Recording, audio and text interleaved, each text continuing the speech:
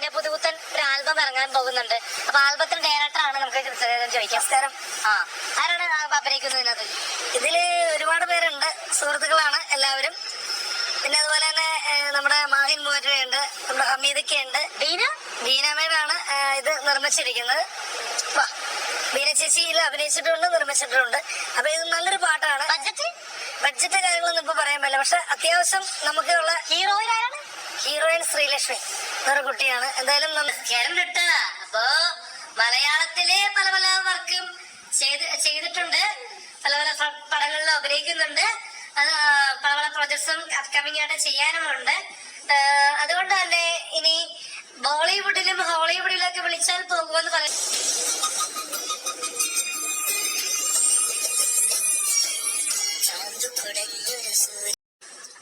ഒരു കാലത്ത് റിലീജിയന്റെ ഭാഗത്തുണ്ടായിരുന്ന വേൾഡിലെ especially യൂറോപ്പിനെല്ലാം logical തിങ്കിങ്ങിലേക്ക് കൊണ്ടുവന്നത് ഫിലോസഫിയാണ്.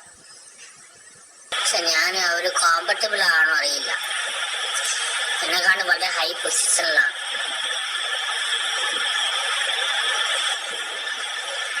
ഞാൻ നല്ലൊരു ലൈഫ് പാർട്ണർ ആയിരിക്കും, കാരണം ഞാൻ എല്ലാ ഫ്രീഡം കൊടുക്കും.